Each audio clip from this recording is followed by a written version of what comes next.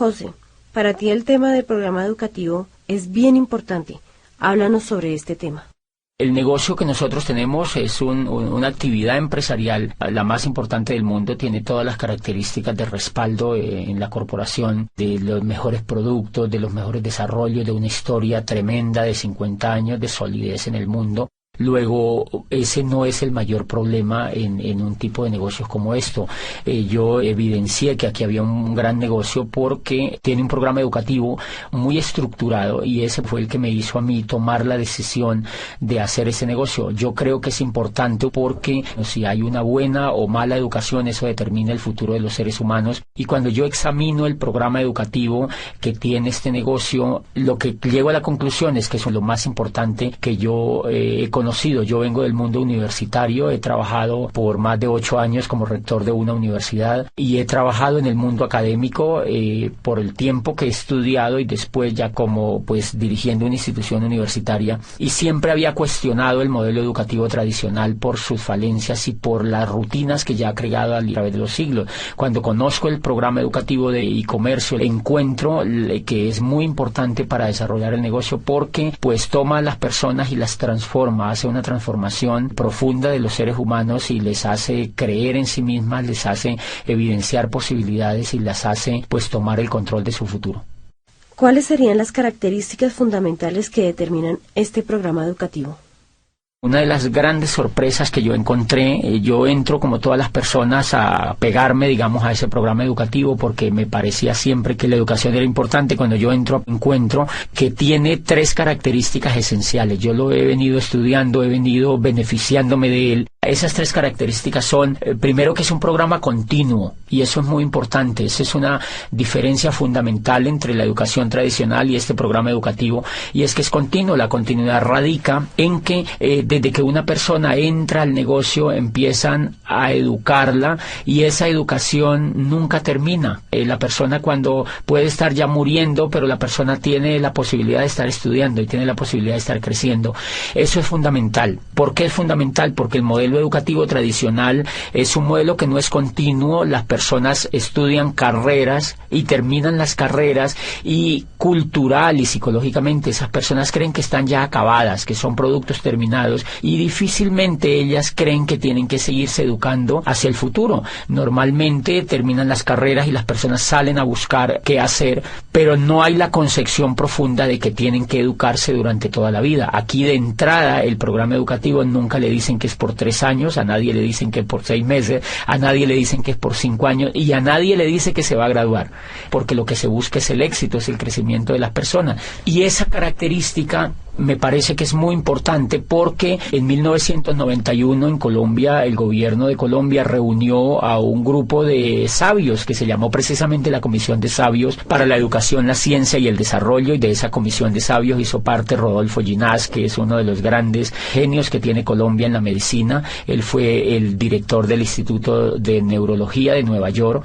Estuvo en esa comisión Manuel Elkin Patarroyo y estuvo dentro de las personalidades, estuvo Gabriel García Márquez, y esa comisión determinó que, yo recuerdo que en uno de los resúmenes que esa comisión escribió, dice Gabriel García Márquez, que fue quien redactó el resumen final, dice: las condiciones de Colombia están dadas como nunca para el cambio social y la educación será el instrumento maestro.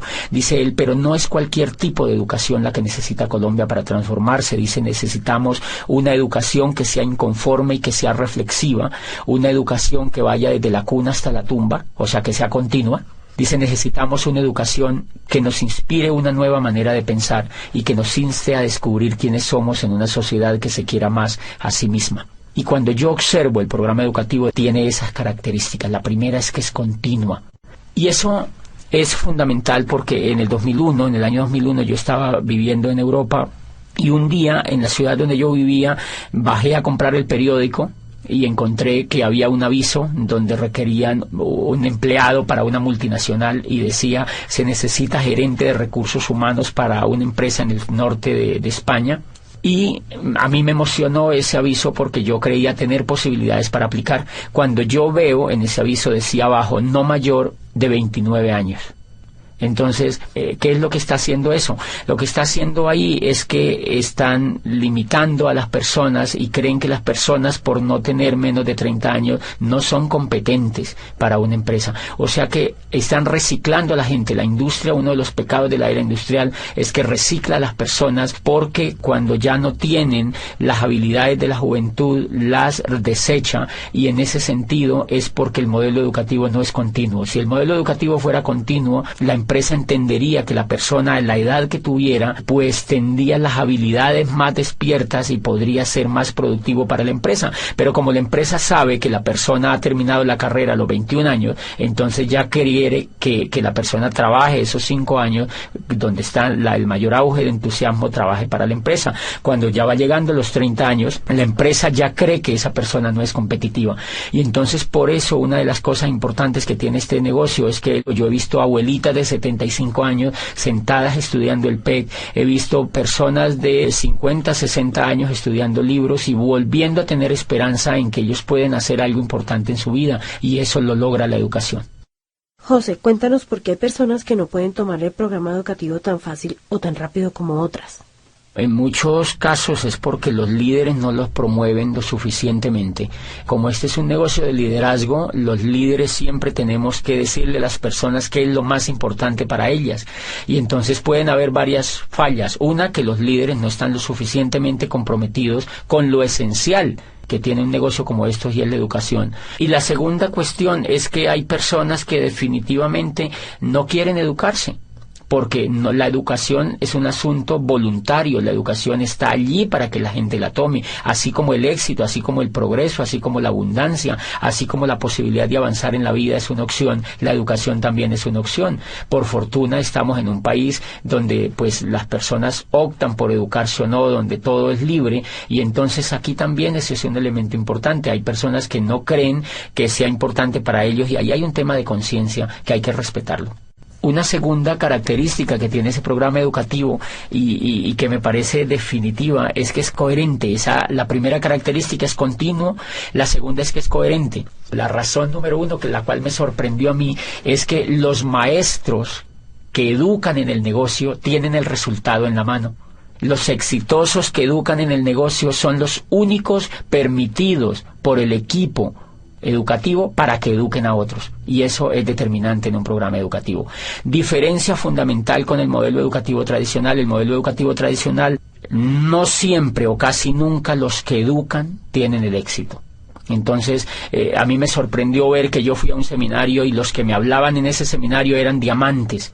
O sea, eran libres financieramente, y ellos me estaban enseñando a mí a ser libre financieramente. Entonces, obviamente, cuando yo escucho a alguien que tiene el resultado, eso me da confianza, eso me da fe, porque ella es una persona que tiene las mismas capacidades que yo, y entonces yo creo que yo también lo puedo lograr. Y eso en educación, desde el punto de vista pedagógico, es determinante, que la persona que eduque a otros tenga los resultados de éxito que está transmitiendo la otra persona. Yo, cuando conocí el mundo universitario, me daba cuenta que habían profesores, por ejemplo, que enseñaban administración de empresas y nunca habían tenido ninguna empresa. Entonces le enseñaban a los estudiantes a montar empresas, pero ellos jamás habían tenido la oportunidad de tener una empresa, ni nunca la querían tener, además. Y entonces encuentras tú profesores de finanzas, por ejemplo, que enseñan finanzas a los estudiantes, y ellos están quebrados financieramente. Yo recuerdo una vez, cuando yo estaba trabajando en el mundo universitario, entrevisté a un profesor y él daba macroeconomía, y entonces yo le pregunté, bueno, tú que sabes tanto de la economía, tú debes estar muy bien económicamente. Y me dijo, no, yo la verdad no estoy bien económicamente, tengo muchas deudas, tengo problemas financieros, pero es que eso hace parte de la microeconomía, y yo lo que enseño es macroeconomía. O sea que es una cosa bastante interesante, y eso tiene mucho que ver con la incoherencia. Nuestro modelo educativo tradicional definitivamente se volvió muy incoherente, y entonces tú encuentras profesores que enseñan éxito, que hablan de éxito, pero ellos no lo tienen, que hablan de dinero, pero ellos no lo tienen, que hablan de empresas, pero ellos no lo tienen. Y entonces ese es uno de los fracasos importantes del modelo tradicional. ¿Por qué? Porque los muchachos, como tienen ese espejo en sus profesores, ellos terminan duplicando a sus profesores.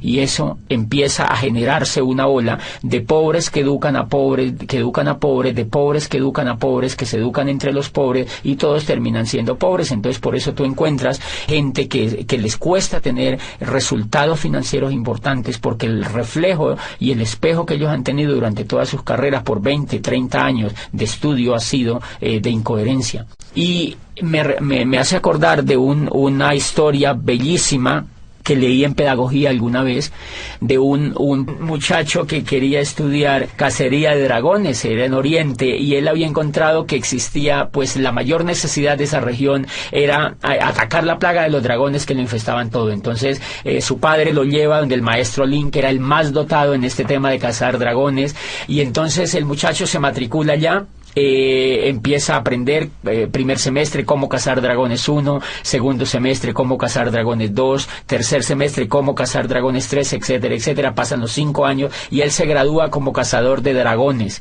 Están tan contentos la familia que van a celebrar con él el grado, lo abrazan, se toman fotos, llevan a la abuelita, todos los familiares, las tías, los primos, etcétera, etcétera, y los amigos, y brindan ese día porque se gradúa el hijo como cazador de dragones. Estaban tan felices que lo matriculan inmediatamente en la maestría de cómo cazar dragones, profundo ya, una maestría es una especialidad importante, y entonces celebran a los 2 años y medio, 3 años, él termina, lleva 8 años estudiando cacería de dragones, y entonces celebra y sale como magíster en cacería de dragones. Se va al campo a cazar dragones y al cabo de 10 años regresa muy triste, ya más avanzado de edad el muchacho, ya está entrando en los 30 años, 30 y pico de años, y entonces le dice al maestro, maestro, yo estoy muy triste. Y le dice, ¿por qué estás triste? Le dice, mire, yo estudié aquí contigo en esta escuela cacería de dragones, fui aplicado, nunca me supleteé, nunca habilité, hice todo lo que tú me dijiste, repetí todas las asignaturas, hice todo el pensum,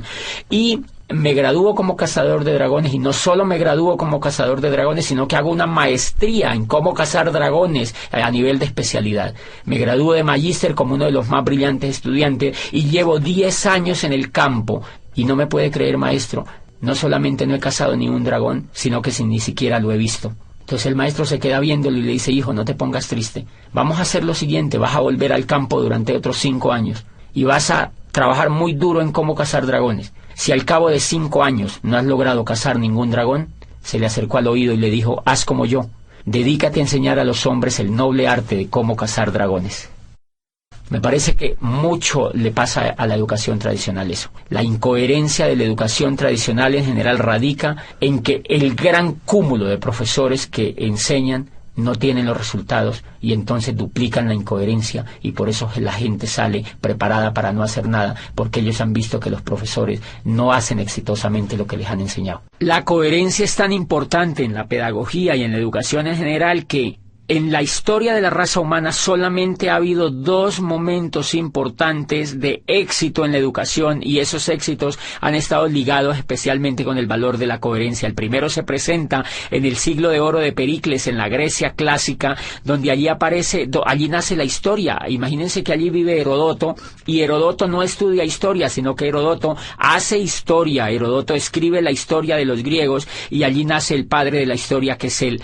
Él empieza a escribir sobre lo que le pasa a los griegos, y por supuesto que si una persona quería estudiar historia, suponiéndose que existiera una persona que quisiera familiarizarse con la historia, pues va donde Herodoto, porque Herodoto es el historiador. Y nace en el siglo de oro de Pericles Sócrates, vive Anaxágoras y vive Platón, y entonces ellos empiezan a crear las escuelas filosóficas más importantes que pues iluminaron a Occidente y siguen iluminando la filosofía occidental. ¿Qué era la característica de estos filósofos? Que ellos no fueron a estudiar filosofía, sino que ellos eran filósofos, o sea, eran coherentes, ellos hacían filosofía, y entonces, pues así Sócrates empieza a hablar a los jóvenes en las calles y en las plazas, y empieza a reflexionar sobre la vida, sobre los valores, sobre la amistad, y reúne a los jóvenes y les cuenta sobre la vida, sobre el universo, les habla sobre la belleza, etcétera, etcétera, y los jóvenes son estasiados extasiados escuchando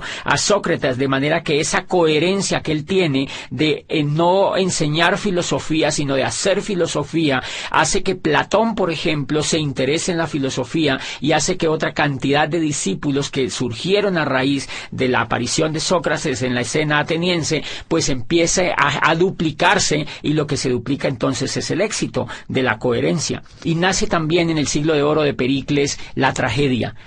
Nace la tragedia y entonces allí vive pues Sófocles, Eurípides y Esquilo, los grandes creadores de la tragedia viven en ese siglo, y pues obviamente ellos no enseñan tragedia, ellos lo que hacen es que hacen tragedia, y lo que hacen es que enseñan con el ejemplo. Nunca antes se ha visto otra etapa más impresionante de gloria, de crecimiento y de creación que la que se da en el siglo de oro de Pericles, y ha sido pues el ejemplo máxime de la educación.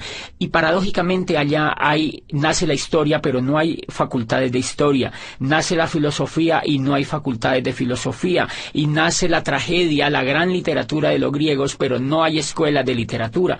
Entonces lo que hay son hechos concretos, hay maestros que hacen las cosas, y otros, si las quieren aprender, pues las aprenden realmente de los que saben. Y eso es tan importante que el otro momento que se presenta en el siglo XVI, prácticamente arrancando el siglo XVI, y es en lo que llamamos el Renacimiento. Allí, en la Florencia renacentista, se da otro milagro de la educación. Allí aparece el arte, aparece otra vez la filosofía renacentista, aparece el descubrimiento de las leyes físicas y de las leyes químicas, y aparece el renacimiento de la política, de la democracia con Maquiavelo. Aparece el planteamiento de teorías políticas que nunca se habían escuchado, básicamente en lo que plantea Maquiavelo, y aparece en el arte Miguel Ángel Buonarroti, aparece Tiziano, aparece Botticelli, y ninguno de ellos va a las escuelas de arte, sino que ellos van al taller de Verrocchio, van donde hay maestros pintando, donde hay escultores, donde hay realmente personas que son coherentes con el arte, y pues ellos han sido los grandes creadores del Renacimiento, la gloria, el espejo, todo el ejemplo que tuvimos hacia adelante en el tema del arte en Occidente. Por ejemplo, fíjense que toda esa coherencia hace que Newton defina su rol sobre la ciencia y desafíe los conceptos que se habían creado a raíz de las creaciones anteriores en el tema de la física. Y lo que se da en ese siglo, en ese siglo del Renacimiento, prácticamente en esa etapa, es que existen personas que son coherentes entre lo que piensan y entre lo que hacen. Nunca antes ni nunca después se presentó otro milagro de la educación tan impresionante como se dio en el Renacimiento y en el siglo de oro de Pericles. Y el último pilar que tiene este negocio es que es humanista. Y el humanismo radica en que el centro de todo el modelo educativo es el ser humano. No es el conocimiento, no es el horario, no son los útiles, no son los maestros, no son los esmeraldas ni los diamantes. Es el centro de todo el ser humano, es la persona que viene a educarse. Entonces, 1, le respetan hasta la decisión de si se educa o no. 2, le respetan hasta cuándo quiere educarse. 3, le respetan el tiempo, porque el programa educativo no tiene horarios. Lo hace la persona en su casa, lo hace cuando se levanta, lo hace cuando se acuesta, lo hace al mediodía. No tiene un horario como hace el programa educativo tradicional, que levanta a los niños a las 5 de la mañana para que se vayan a la escuela y le viola el sueño, le viola la esencia misma de las personas, que es el descanso. Los llevan a estudiar desde la madrugada a los niños con unos horarios determinantes que ellos no han escogido. Entonces el centro en este negocio del programa educativo, y por eso lo hace humanista, es el ser humano, no el conocimiento, no el intelecto, no los libros, no los profesores, no los horarios, sino el ser humano. El ser humano como centro educable hasta el final de los días. Como lo respeta como ser humano, sabe que el ser humano puede crecer desde que está con uso de razón hasta que muere. Y eso es un modelo completamente humanista. El humanismo radica, siempre que se mide un modelo humanista desde la pedagogía, se mide dónde está el ser humano y cómo se le respeta. Este modelo educativo lo que hace es crearle a la persona una inteligencia superior desde lo emocional, le genera esperanza, le genera valores, le genera principios, y todo lo orientado a la educación está basado en los valores intrínsecos del ser humano, ni siquiera en el intelecto, sino en los valores intrínsecos del ser humano. José, ¿qué diferencia hay entre el modelo educativo tradicional y el programa que estamos desarrollando en este negocio? Bueno, fuera de esas diferencias que son monumentales, son diferencias como, por ejemplo, que el modelo educativo tradicional se enfoca en la educación intelectual. Y resulta que los grandes descubrimientos que se han hecho en la pedagogía apuntan a que el éxito de las personas en la vida no está basado en el intelecto, sino en la emoción. Entonces, una diferencia nuclear del programa educativo es que no educa el intelecto, sino que educa la emocionalidad. Hay una obra de Daniel Goleman que se llama Inteligencia Emocional, es un profesor de Harvard y fue uno de los primeros estudios serios que se hicieron recientemente sobre el tema de la educación emocional, y empezó la pedagogía a darse cuenta que la educación emocional era mucho más importante que la educación intelectual. Me explico.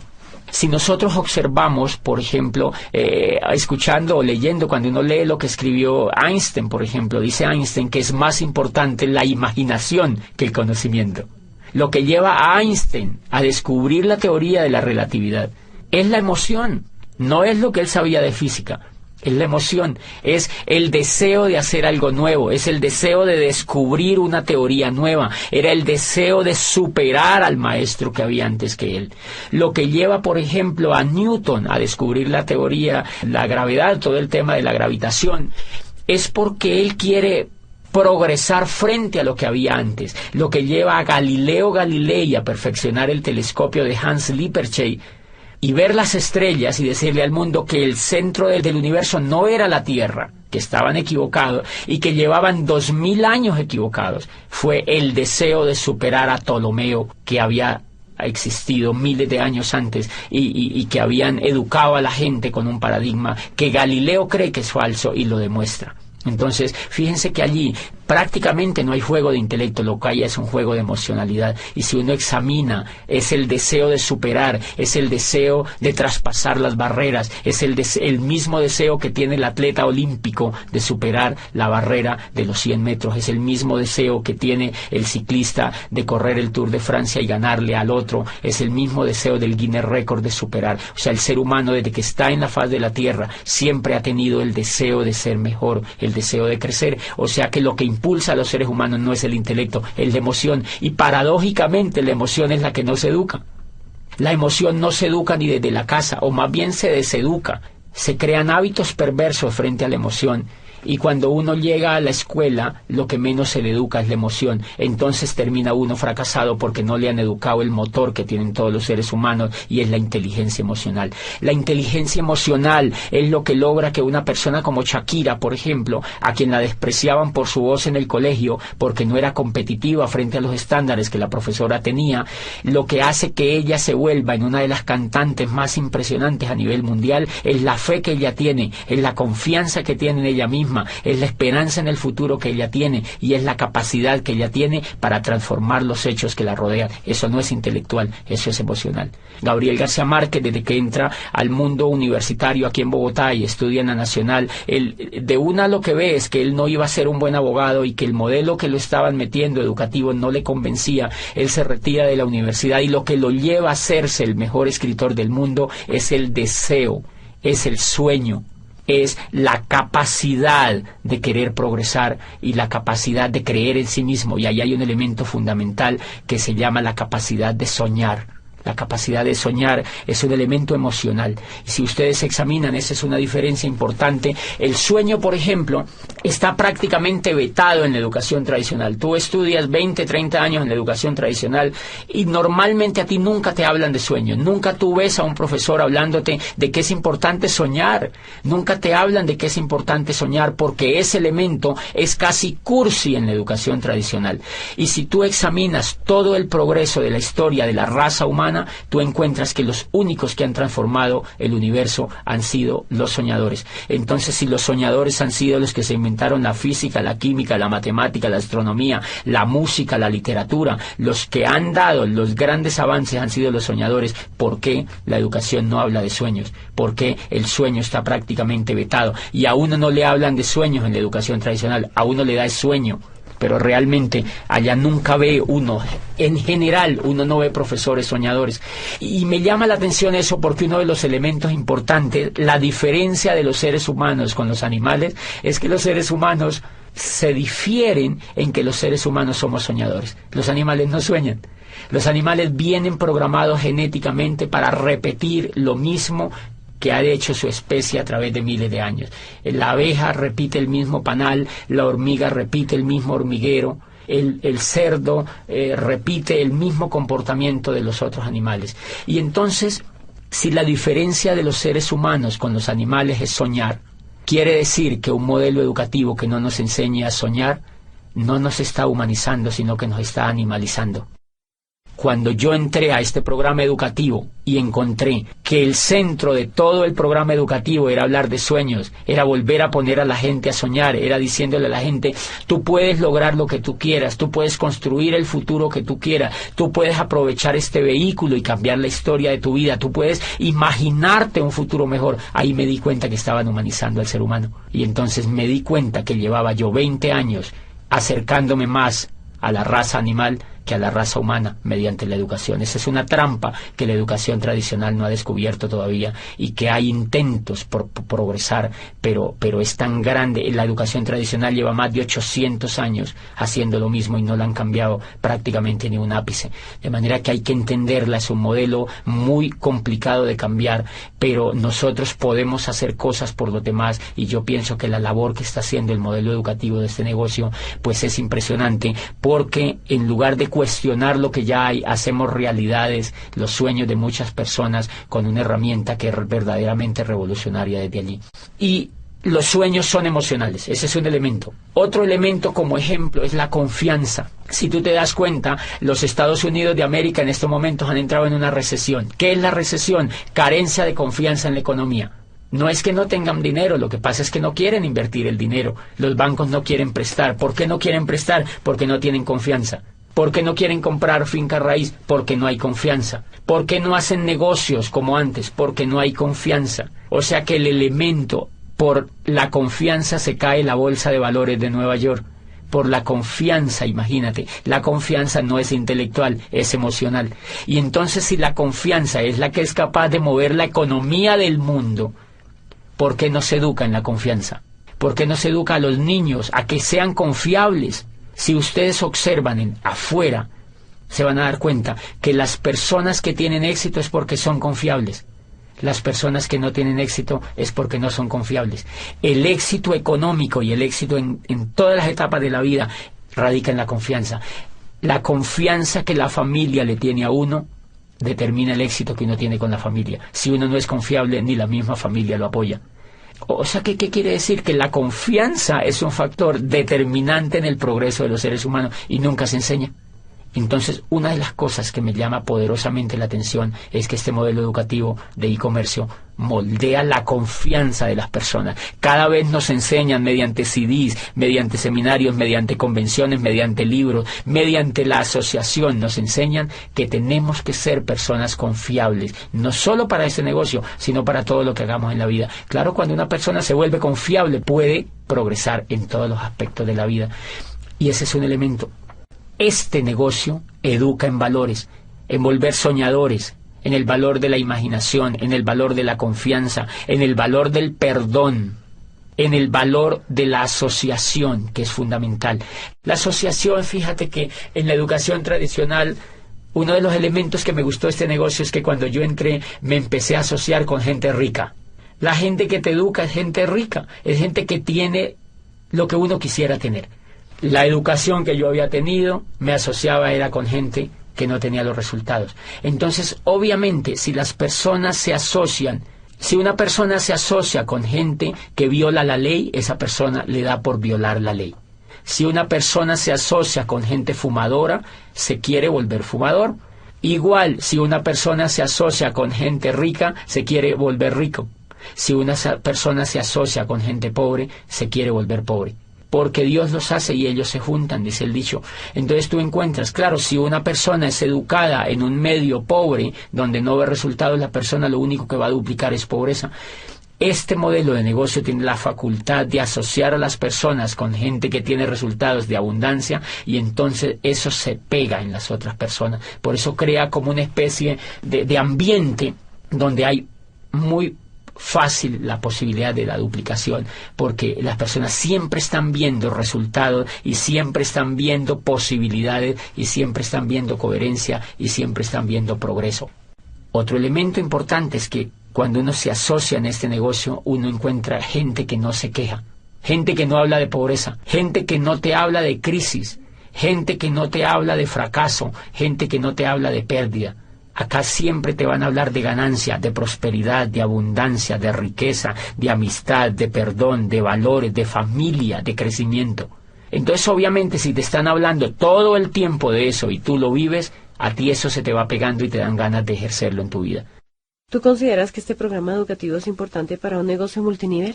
Sí, totalmente definitivo. Y una de las diferencias que tiene, digamos, montar un negocio de network marketing con montar un negocio tradicional, es que el que monta un negocio tradicional, primero, en la universidad no le han enseñado actitudes de ser empresario. La diferencia entre una persona que es empresaria y alguien que no es empresaria es la actitud. Por ejemplo, la persona que nunca ha sido empresaria, no importa que haya estudiado administración o que haya estudiado negocios, es que esa persona normalmente viene llena de miedo. A ella le da miedo arriesgarse, y el riesgo es emocional. Como nunca ha sido educada en emoción, no ha tenido inteligencia emocional alrededor de su educación en general, esa persona vive llena de miedo. Por eso se ha ido a estudiar una carrera, porque la persona no realmente, si quisiera ser empresaria, creo yo que no se iría a hacer una carrera, porque si usted examina, los más grandes empresarios del mundo no han estudiado carreras. Para ser empresario no se requiere información intelectual, se requiere tener valores de empresario, y eso no lo enseñan en el sistema educativo tradicional. Entonces, ¿por qué es importante un programa educativo? Porque este programa enseña valores para ser empresario. Valores que uno no trae para ser empresario. Todo el negocio aquí es quitarse el miedo. Todas las personas vivimos llenas de miedo. Nosotros vivimos con el miedo. Miedo a arriesgarnos, miedo a ser el oso, miedo a quedar mal, miedo a que nos vaya mal. Siempre pensamos en qué pasa si nos va mal. O sea que llevamos mucho miedo por dentro, y esa es la razón número uno porque la mayoría de personas no son empresarias. Resulta que el miedo es el aliado número uno de la pobreza. O sea, el miedo y la riqueza no la van. El miedo y la riqueza no la van, entonces la pobreza se alía con el miedo. Y si tú observas, por ejemplo, cuando el mundo del empleo es un mundo que lo explota el miedo. ¿Por qué uno se vuelve empleado? Yo fui empleado durante 8 años. ¿Y por qué no era empresario? Porque me daba miedo. O sea, que yo era empleado era porque no podía hacer otra cosa. Cuando este programa me educa y me saca el miedo, a mí se me ocurre lanzarme a ser empresario. Entonces, ¿por qué es importante el programa educativo? Porque te va a sacar el miedo. El miedo siempre vive con uno. Lo que pasa es que el programa educativo lo minimiza, lo arrincona, lo manda a espectros donde uno no lo necesita. Y cada vez que uno se educa emocionalmente en ese negocio, el miedo se aminora. Los seres humanos en cuestiones con el miedo somos como un demaquillante. El demaquillante normalmente tiene mitad de agua y mitad de aceite. Entonces, normalmente nosotros salimos de las carreras o llegamos a la vida así, con mitad de miedo y mitad de coraje. Pero normalmente el miedo gana, porque es más fácil no hacer las cosas que hacerlas, obviamente. Entonces, lo que hace el programa educativo es que nos agita. Hagan de cuenta que se agita ese demaquillante, y el miedo se mezcla con el coraje. Y entonces, como el miedo se mezcla con el coraje, no nos puede ganar. Entonces es muy recomendable que las personas se vayan sacando de a poquito el miedo y que valoren sus empleos, que se vuelvan buenos empleados, es decir, que hagan bien sus funciones, pero poquito a poco se van quitando el miedo. Y cuando se quiten el miedo, se quitan al jefe también. Pero antes de que se quiten el miedo no se lo van a poder quitar. Entonces es fundamental, y además las emociones, la excelencia, dice Aristóteles, no es un acto sino un hábito. Y lo que busca este programa educativo es volver a la gente excelente.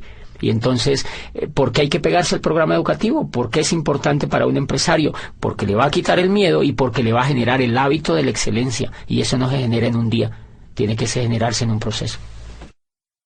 Bueno, José, entonces, ¿qué le dirías tú a aquellos empresarios que ven el sistema educativo como un gasto? Bueno, más que decirles es como evidenciar qué es lo que pasa normalmente con un empresario nuevo que ingresa al negocio y no es que no le guste, porque a ellos les gusta, lo que no les gusta es pagar. Entonces, porque el programa educativo tiene un costo, si tú observas la carrera que has hecho, eso te ha sacado dinero y tiempo, mucho dinero y mucho tiempo, y tienes que evaluar los resultados que tú tienes con eso que has hecho. Luego acá, si tienes un programa educativo que es altamente competitivo, que es diferente a lo que has hecho y aquí vas a construir el futuro, pues lo menos que puedes hacer es pegarte al programa educativo. Porque la gente no se pega. La gente no se pega porque está acostumbrada a no invertir en su mente. En general, la gente hace las carreras porque todo el mundo las hace.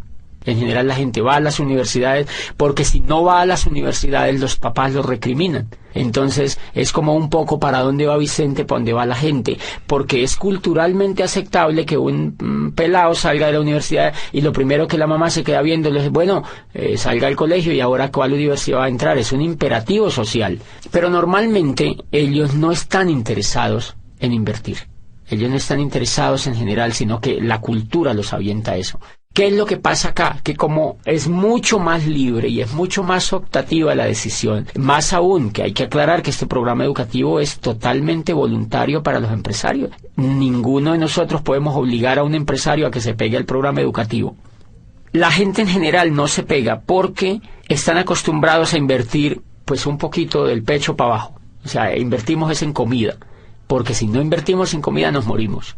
Entonces la gente compra carne, compra cebollas, compra tomates, compra mercado y compra cosas para comer, pero casi no compra cosas para alimentar la mente. Entonces la mente la alimentan con televisión, la alimentan con programas de radio, la alimentan con noticieros, la alimentan con negativos, la alimentan con charlas con los amigos, lamentándose de la vida y hablando de la crisis. Entonces ese tipo de alimentación tiene muy negativizado al ser humano. Y claro, cuando ellos entran acá creen que eso no se puede cambiar porque es como un disco duro que ya viene grabado. Entonces las personas normalmente no se conectan por un hábito que tienen de no invertir en su mente. Entonces lo que uno tendría que ayudarles es a que ellos tomen el hábito de invertir en su mente, porque si no toman el hábito de invertir en su mente no hay absolutamente nada que hacer con una persona, porque yo creo que si una persona no se pega al programa educativo, pues tiene muchas dificultades en generar un negocio próspero. Puede hacer un negocio minorista, pero no puede hacer pues un negocio próspero. Entonces yo les recomiendo a todos los empresarios que se peguen al programa educativo y que hagan todo lo que les dicen sus líderes, sobre todo los líderes que ya tienen los resultados. José, ¿tú crees que una persona siendo profesional le sea más difícil entrar a este sistema educativo? Yo creo que eso depende mucho de la actitud de la persona empresaria que entra al negocio. Hay muchos casos de profesionales con una excelente actitud para educarse, pero tenemos montones de casos de profesionales que ven el negocio y son renuentes al conectarse al programa educativo. ¿A qué acuso yo esa renuencia? Creo que esa renuncia tiene que ver con lo que ellos creen que son. Como ya son médicos, como uno ya es abogado, como uno ya es ingeniero, entonces uno se cree producto terminado. Y ellos no tienen la culpa, ellos así los han hecho creer. Eso se lo ha hecho creer todas las décadas que llevan de estudio y los grados que les han dado. Entonces se creen productos terminados y creen que esto es un jueguito, que esto es una cosa allí pues como para decidirlo de manera sencilla. O sea, no creen que sea tan importante porque se creen productos terminados. Pero cuando ellos van, digamos que entra un ingeniero, yo he tenido casos de ingenieros civiles que me dicen, yo entro a eso y eso me gusta y yo sé que eso es espectacular como negocio. Y empiezan a dar planes, empiezan a trabajar, empiezan a querer auspiciar, empiezan a querer construir el negocio y se frenan. Y vuelven a mí y me preguntan, no sé qué es lo que me pasa. Lo que pasa es que yo voy donde la gente y me dice que no, yo a veces contacto a la gente y me dejan plantado. Y obviamente para un profesional de esos, pues un resultado de eso lo golpea. Cuando yo los escucho me dicen, no tengo resultado, yo le doy y le doy y le doy y no avanzo. Entonces yo advierto muchas cosas. Él se empieza a dar cuenta de que le falta algo que él no sabía que le faltaba. Y es, por ejemplo, coraje, disciplina. perseverancia. Él se quiere rajar, por muy ingeniero que sea, él se quiere rajar al segundo mes. O sea que él en ese momento le está faltando inteligencia emocional. Él es buen ingeniero, pero como empresario no tiene inteligencia. Entonces, él en ese momento, antes de conectarse al programa educativo, él no se da cuenta que le falta la inteligencia emocional suficiente para ser empresario. Entonces, creo que esa es una de las razones. El sentirse producto terminado, fíjense que la ignorancia, decía Platón, no es un estado de escasez, sino un estado de llenura. Y entonces cuando uno es profesional, uno se siente lleno, uno se siente que se va a comer el mundo, uno cree que ya todo lo sabe. Entonces que nadie le puede venir a enseñar otra cosa. Y dice Platón, ese es el peor pecado que se comete frente al conocimiento, porque la ignorancia, dice, si fuera un estado de vacío, pues simplemente bastaría con llenarlo y se solucionaría el problema. Dice, pero como es un estado de llenura, lo que la persona tiene que vaciarse de todo lo que no sabe, de lo que cree que sabe, pero que no lo sabe, para que pues se vuelva un poco noble y empiece a aprender otras cosas. Entonces la dificultad radica allí cuando esa persona entienda que creo que es más con un estrelle que él se pegue cuando arranque el negocio y se da cuenta que la gente no le hace caso, que la gente que entra no quiere estar con él, que la gente que entra se raja y normalmente es por problemas de confianza porque no confían en él, es por problema de que no lo ven entusiasmado. Y todo eso es emocional, entonces él tiene que empezar a educar ese tipo de emociones si lo que quiere es hacerse esmeralda o diamante en este negocio. Retomando un poco sobre lo que dijiste anteriormente, háblanos sobre la coherencia y la práctica. Este tema de coherencia y práctica es fundamental, sobre todo en este negocio. Miren, cuando yo entré me sorprende que la persona se conecta al programa educativo, o sea que lo educan exitosos, pero a la vez le dan el negocio para que vaya practicando. No le dicen vas a conectarte 5 años y después le vamos a montar un negocio. Eso sería repetir el esquema tradicional. Acá lo que le dicen es se va a conectar a un programa educativo y ya le montamos el negocio. Empiézalo a practicar. Entonces, ¿qué pasa? Que la persona cuando aprende y practica, aprende 2 veces. Y entonces esa persona tiene la posibilidad de aprender muy rápidamente, que es lo que creo que es una tremendísima falla pedagógica en el modelo educativo tradicional. Y es que a las personas se les hace ir, mire, si tú sumas, uno va al antejardín, al jardín, a la media vocacional, a la escuela, al bachillerato, y termina haciendo posgrados. Y si tú examinas durante esos 20 o 25 años, tú nunca has practicado nada. Entonces, en pedagogía existe un tema tremendísimamente desarrollado hoy en día que se llama la programación neurolingüística, y es que de acuerdo a al modelo de pensamiento en que tú estés enfocado, aprendes ciertas cosas o desarrollas ciertas habilidades o no. ¿Qué es lo que yo veo en la educación tradicional? Que como uno entra desde chiquitico hasta los 20 y pico de años, son 20 y pico de años en la educación tradicional, y el componente que existe es que uno no hace nada. Entonces, eso es una programación neurolingüística indirecta o casi directa. Como tú no haces nada durante 20 y pico de años mientras te estás estudiando, adivina qué aprendes a hacer. Nada. Y por eso es que después, ya cuando uno realmente empieza a aprender a hacer algo exitoso, es cuando ya está viejo o cuando ya está de mayor edad, porque ha pasado la mayoría del tiempo sin hacer nada. En cambio, una sorpresa tremenda en este negocio es que cuando la persona ingresa al negocio, le montan un negocio para que empiece a practicar. Entonces él ejerce el tema de aprender mediante el error. Aprende, practica y comete errores. Aprende, practica y comete errores. Entonces él mismo va viendo cómo es que él mismo tiene que superar los obstáculos, porque él mismo es el que está practicando. No otro por él, ni en piloto simulador, sino en la realidad. Él sabe que cuando raja a una persona, por ejemplo, es porque es mal comunicador en muchos casos. Él sabe que cuando contacta y no logra auspiciar a la persona es porque es un mal comunicador. Entonces aprende que él tiene que mejorar esa habilidad de comunicarse mejor, etcétera, etcétera. Pero realmente lo importante allí es que la teoría y la práctica van completamente hiladas desde el primer momento del accionar pedagógico del modelo educativo de PRONES, ¿no?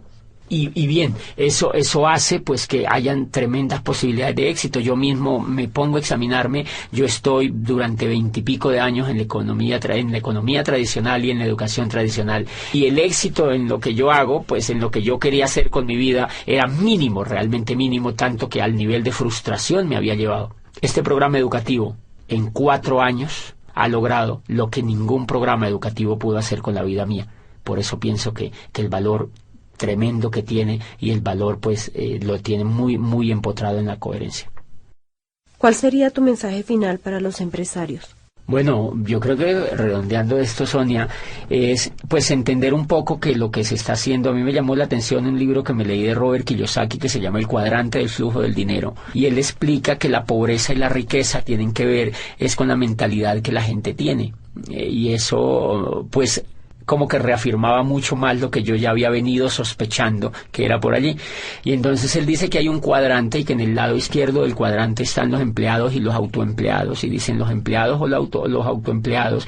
Los empleados ya sabemos quiénes son y ya hablamos de que es un poco el valor que rige los empleados, dice Kiyosaki, es el miedo a hacer otra cosa por sí mismo. Dice el valor que rige los autoempleados es un poco de libertad, pero realmente terminan siendo empleados porque ellos mismos son los que se proveen la seguridad social, el sueldo, y para ellos es lo que quede es lo último que queda para ellos. Ellos primero tienen que pagar. Si tienen un pequeño negocio, si son médicos, pues no tienen tiempo, ellos tienen que proveer a sus familias y ellos mismos no tienen jefe, pero ellos son su propio jefe, los clientes son sus propios jefes, o sea que realmente no tienen libertad. Ellos buscan libertad pero no la tienen. ¿Qué los hace estar anclados en ese cuadrante izquierdo? Lo que los hace estar anclados es la forma de pensar que tienen. Entonces dicen, en el lado derecho del cuadrante están los dueños de negocio y los inversionistas, y ahí es donde está la riqueza. Los dueños de negocio dice Kiyosaki, son personas que tienen más de 500 empleados. Si uno no tiene en una empresa más de 500 empleados, pues eso no está considerado como un negocio que te dé libertad.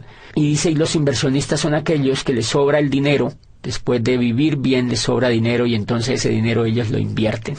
Y dice, todo el secreto para generar prosperidad radica en cambiarse de cuadrante.